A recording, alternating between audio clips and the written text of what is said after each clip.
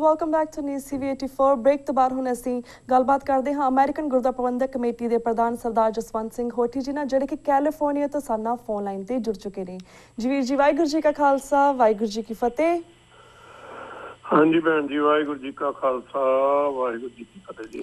ਜੀ ਵੀਰ ਜੀ, ਜਿਸ ਤਰ੍ਹਾਂ ਟਾਈਮ ਟੂ ਟਾਈਮ ਅਸੀਂ ਤੁਹਾਡੇ ਨਾਲ ਨਾਨਕਸ਼ਾਹੀ ਕੈਲੰਡਰ ਬਾਰੇ ਗੱਲਬਾਤ ਕਰਦੇ ਰਹਿੰਦੇ ਹਾਂ, ਅੱਜ ਵੀ ਅਸੀਂ ਨਾਨਕਸ਼ਾਹੀ ਕੈਲੰਡਰ 2003 ਜਥੇਦਾਰ ਆਨੰਦਗੜ੍ਹ ਨੂੰ ਜਿਹੜਾ ਉਹਨਾਂ ਦੀ ਪੋਜੀਸ਼ਨ ਤੋਂ ਹਟਾ ਦਿੱਤਾ ਗਿਆ ਉਸ ਬਾਰੇ ਤੇ ਕੈਲੀਫੋਰਨੀਆ ਦੇ ਵਿੱਚ ਜਿਹੜੀ 25 ਜਨਵਰੀ ਨੂੰ ਹੋਣ ਵਾਲੀ ਕਾਨਫਰੰਸ ਬਾਰੇ ਗੱਲਬਾਤ ਕਰਾਂਗੇ। ਪਰ ਸਭ ਤੋਂ ਪਹਿਲਾਂ ਸਾਡੇ ਕੋਲ ਜਾਣਨਾ ਚਾਹਾਂਗੇ, ਜਿਸ ਤਰ੍ਹਾਂ ਸ਼੍ਰੋਮਣੀ ਕਮੇਟੀ ਅਤੇ ਬਾਦਲ ਅਕਾਲੀ ਦਲ ਨੇ ਸੰਤ ਸਮਾਜ ਨਾਲ ਮਿਲ ਕੇ ਜਿਹੜਾ ਨਾਨਕਸ਼ਾਹੀ ਕੈਲੰਡਰ ਦਾ ਭੋਗ ਪਾਉਣ ਦਾ ਤਰੀਕਾ ਲੱਭਿਆ ਹੈ ਜਥੇਦਾਰ ਆਨੰਦਗੜ੍ਹ ਨੂੰ ਸਾਈਡ ਤੇ ਕਰਕੇ ਉਹਨਾਂ ਨੂੰ ਪੋਜੀਸ਼ਨ ਤੋਂ ਹਟਾ ਕੇ, ਇਸ ਬਾਰੇ ਤੁਸੀਂ ਕੀ ਕਹਿਣਾ ਚਾਹੋਗੇ?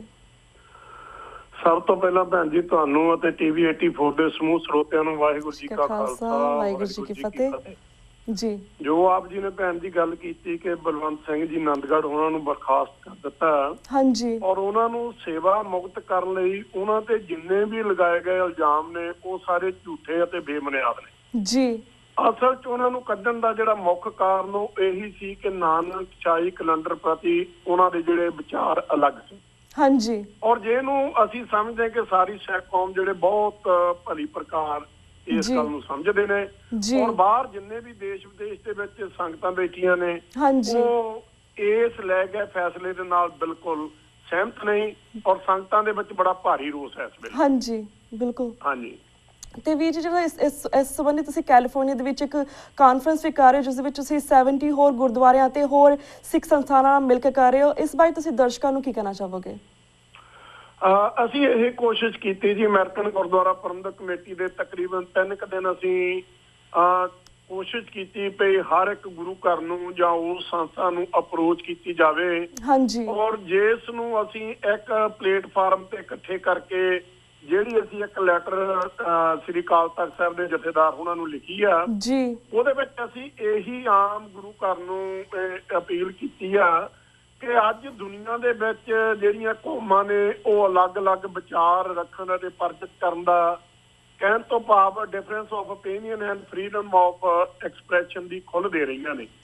ਔਰ ਜੋ ਸਿੱਖ ਧਰਮ ਹੈ, ਜੋ ਬਾਬੇ ਨਾਨਕ ਨੇ ਧਰਮ ਬਣਾਇਆ, ਔਰ ਇਹ ਸਭ ਤੋਂ ਸਾਡੀ ਇੱਕ ਆਲਾ ਗੱਲ ਸੀ ਕਿ ਬਾਬੇ ਨਾਨਕ ਨੇ ਇਸ ਗੱਲ ਲਈ ਕਿ ਸਾਨੂੰ ਦੁਨੀਆ ਦੇ ਜਿਹੜੇ ਝਗੜੇ ਨੇ ਉਹਨਾਂ ਨੂੰ ਨਿਜਾਤ ਪਾਉਣ ਲਈ ਜੋ ਮਨੁੱਖ ਨੂੰ ਦਿੱਤਾ, ਪਰ ਉਸ ਧਰਮ ਨੂੰ ਮੰਨਣ ਵਾਲੀ ਜਿਹੜੀ ਕੌਮ ਆ ਉਹ ਅੱਜ ਬਿਲਕੁਲ, ਮੇਰਾ ਮਤਲਬ ਜੋ ਕੋਈ 5 ਤਖ਼ਤ ਸਾਹਿਬਾਨਾਂ ਦੇ ਜਥੇਦਾਰਾਂ ਦੇ ਵਿੱਚ ਕੋਈ ਆਪਣੇ ਖਿਆਲਾਤ ਜਿਹੜੇ ਵੱਖ ਰੱਖਦੇ ਨੇ, ਔਰ ਉਹਨਾਂ ਨੂੰ ਇਸ ਤਰ੍ਹਾਂ ਜਿਹੜਾ ਕੱਢਿਆ ਜਾਣਾ, ਉਹਦੇ ਲਈ ਅਸੀਂ ਸਾਰੀ ਗੁਰੂ ਘਰਾਂ ਨੂੰ, ਜਿੰਨੇ ਆਪ ਜੀ ਨੇ ਦੱਸਿਆ ਕਿ ਤਕਰੀਬਨ 50+ ਗੁਰਦੁਆਰੇ ਨੇ, ਬਾਕੀ ਸੰਸਥਾਵਾਂ ਨੇ, ਉਹਨਾਂ ਨੂੰ ਇਕੱਠੇ ਕਰਕੇ ਉਹਨਾਂ ਦੀ ਇੱਕ ਆਵਾਜ਼ ਬੁਲੰਦ ਕਰਨ ਲਈ ਅਸੀਂ ਜਿਹੜੀ ਇੱਕ ਲੈਟਰ ਭੇਜਿਆ ਉੱਥੇ, ਔਰ ਦੂਜੀ ਅਸੀਂ 25 ਤਰੀਕ ਨੂੰ ਗੁਰਦੁਆਰਾ ਸਿੰਘ ਸਭਾ ਵਿਖੇ ਕਾਨਫਰੰਸ ਕਰਾ ਰਹੇ ਹਾਂ, ਔਰ ਉਸ ਤੋਂ ਬਾਅਦ ਜਿਹੜੀ ਤਕਰੀਬਨ 2-2.5 ਘੰਟੇ ਦੀ ਜਿਹੜੀ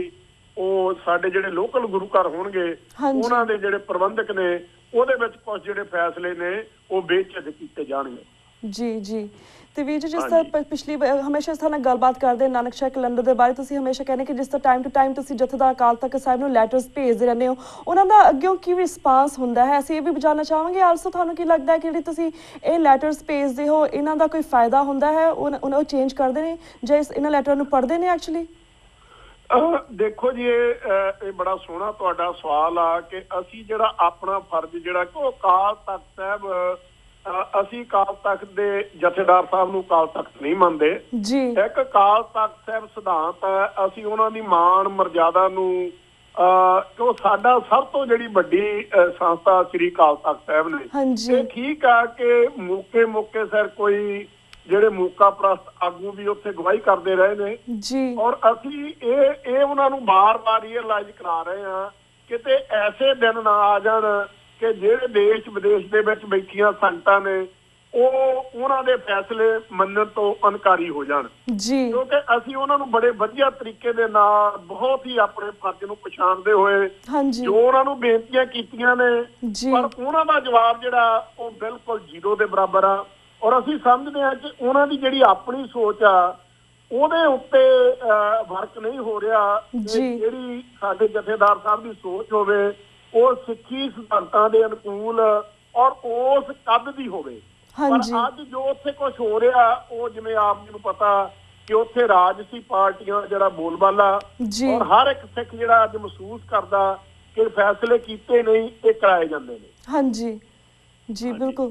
ਤੇ ਵੀਰ ਜੀ, ਜਿਸ ਤਰ੍ਹਾਂ ਇਸ ਵੇਲੇ ਆਰਐਸਐਸ ਦਾ ਇੰਡੀਆ ਦੇ ਵਿੱਚ ਬੋਲਬਾਲਾ ਹੈ, ਜਿਸ ਤਰ੍ਹਾਂ ਮੋਦੀ ਸਰਕਾਰ ਜਿੱਤ ਗਈ ਹੈ, ਪਰ ਉਹਨਾਂ ਨੇ ਇੱਕ ਸਾਹਮਣੇ ਦਾਅਵਾ ਕਰ ਦਿੱਤਾ ਹੈ ਕਿ ਇੰਡੀਆ ਨੂੰ 2022 ਦੇ ਵਿੱਚ ਇੱਕ ਹਿੰਦੂ ਨੇਸ਼ਨ ਬਣਾਉਣਗੇ। ਦੈਟ ਮੀਨਸ ਕਿ ਉਹਨਾਂ ਨੇ ਕਾਫੀ ਸਿੱਖਾਂ ਨੂੰ, ਮੁਸਲਮਾਨ, ਕ੍ਰਿਸਚਨ ਨੂੰ ਕਨਵਰਟ ਕਰਨਾ। ਪਰ ਅਸੀਂ ਸਿੱਖ ਨੁਕਤਾ ਨਿਗਾਹ ਤੋਂ ਵੇਖ ਰਹੇ ਹਾਂ ਕਿ ਕਿਸ ਤਰ੍ਹਾਂ ਪਹਿਲਾਂ ਜਥੇਦਾਰ ਨੰਦਗੜ੍ਹ ਨੂੰ ਇਹਨਾਂ ਨੇ ਹਟਾ ਦਿੱਤਾ ਸਾਈਡ ਤੇ, ਫਿਰ ਬਾਅਦ 'ਚ ਇਹਨਾਂ ਨੇ ਹੁਣ ਨਾਨਕਸ਼ਾਹੀ ਕੈਲੰਡਰ ਨੂੰ ਚੇਂਜ ਕਰਨਾ ਹੈ।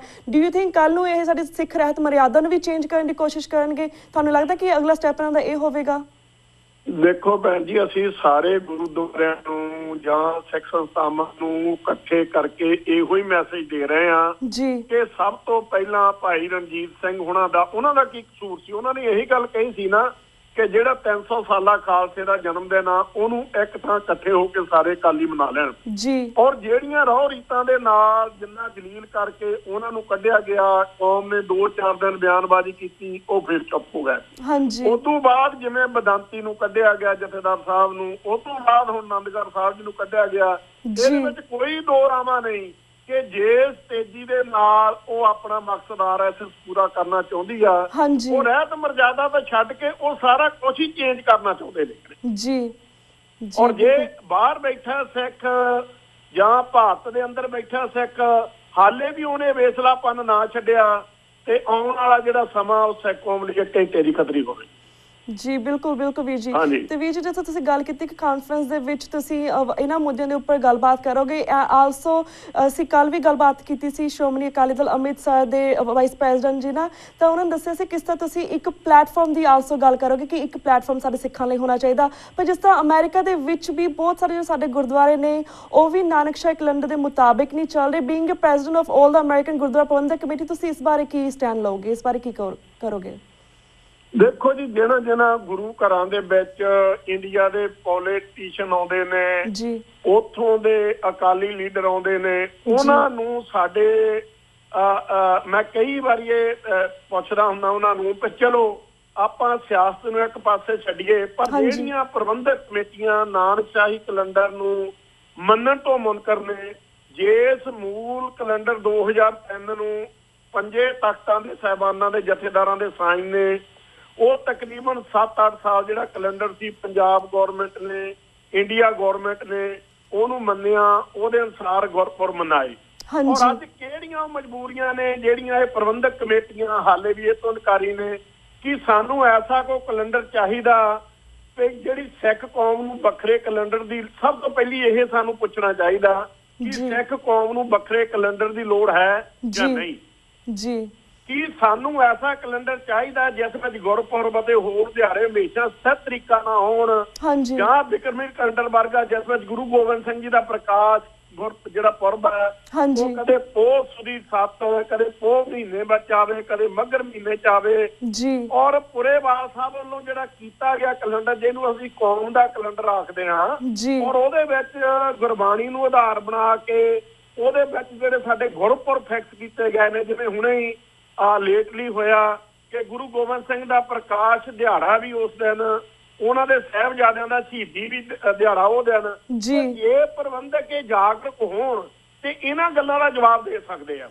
ਪਰ ਜਿਹੜੇ ਪ੍ਰਬੰਧਕ ਉੱਥੇ ਦੀ ਸਿਆਸੀ ਛਤਰੀ ਦੇ ਥੱਲੇ ਇੱਥੋਂ ਦਾ ਪ੍ਰਬੰਧ ਚਲਾਉਂਦੇ ਨੇ, ਉਹ ਹਮੇਸ਼ਾ ਹੀ ਪ੍ਰਬੰਧਕ ਕੋਈ ਵੀ ਹੋਣ ਤੇ ਉਹਨਾਂ ਤੋਂ ਬਾਹਲੀ ਜਿਹੜੀ ਆ ਸਿੱਖੀ ਸਿਧਾਂਤਾਂ ਦੀ ਆਸ ਨਹੀਂ ਰੱਖੀ ਜਾ ਸਕਦੀ। ਜੀ ਤੇ ਵੀਰ ਜੀ, ਸਾਡੇ ਕੋਲ 1-1.5 ਮਿੰਟ ਰਹਿ ਗਿਆ। ਐਟ ਦੀ ਐਂਡ ਤੁਸੀਂ ਕੋਈ ਹੋਰ ਸੁਨੇਹਾ TV 84 ਦੇ ਦਰਸ਼ਕਾਂ ਨੂੰ, TV 84 ਰਾਹੀਂ ਆਲ ਓਵਰ ਦਾ ਵਰਲਡ ਜੋ ਤੁਹਾਨੂੰ ਇਸ ਵੇਲੇ ਵੇਖ ਰਹੇ ਨੇ, ਸੁਣ ਰਹੇ ਨੇ, ਤੁਸੀਂ ਦੇਣਾ ਚਾਹੋਗੇ?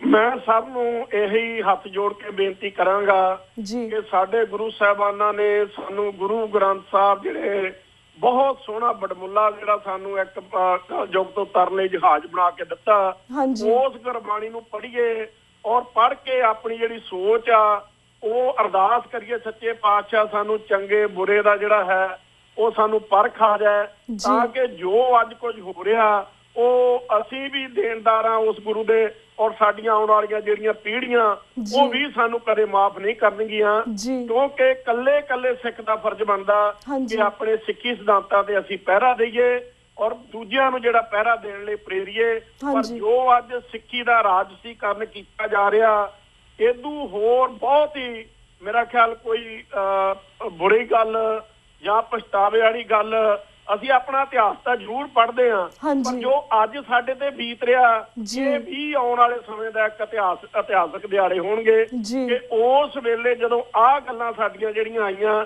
ਕਿਹੜੇ ਕਿਹੜੇ ਪ੍ਰਬੰਧਕਾਂ ਨੇ, ਕਿਹੜੇ ਕਿਹੜੇ ਗੁਰਸਿੱਖਾਂ ਨੇ, ਕਿਹੜੇ ਕਿਹੜੇ ਬੁੱਧੀਜੀਵਾਂ ਨੇ ਆਪਣਾ ਜਿਹੜਾ ਫਰਜ਼ ਅਦਾ ਕੀਤਾ। जी बिल्कुल बिल्कुल वीर जी। तो वीर जी हुण साडा वक्त समाप्ति वाल जा रहा है, तुहाडे कोल इजाजत लैण दा टाइम है। तुहाडा शुक्रिया कि तुसीं इस अहम मुद्दे दे उपर अपने विचार साडे दर्शकां नाल सांझे कीते। हुण तुहाडे कोल इजाजत लैंदे आ। वाहिगुरू जी का खालसा, वाहिगुरू जी की फतेह। भैन जी अरदास करदे हां सच्चे पातशाह तुहाडे अदारे नूं चढ़दियां कला बख्शे, तां कि TV 84 जो पंथक सिद्धांतां दे विच निखार लिया रहा और इनू हजारां नहीं लखां लोग जिहड़े इस वेले सुन रहे ने, और असीं यही अरदास करदे हां कि इस अदारे नू परमात्मा दिन दुगणी और रात चौगुणी तरक्की बख्शे और तुसीं इवें ही पंथक सेवा विच अपना बनदा हिस्सा पाउंदे रहो। बहुत शुक्रिया जी। वाहिगुरू जी का खालसा, वाहिगुरू जी की फतेह। ਲੈਂਦੇ ਹਾਂ, ਕੱਲ ਨੂੰ ਮਿਲਾਂਗੇ ਸੇਮ ਟਾਈਮ ਸੇਮ ਸ਼ੋ ਤੇ। ਤਦ ਤੱਕ ਲਈ ਵਾਹਿਗੁਰੂ ਜੀ ਕਾ ਖਾਲਸਾ, ਵਾਹਿਗੁਰੂ ਜੀ ਕੀ ਫਤਿਹ।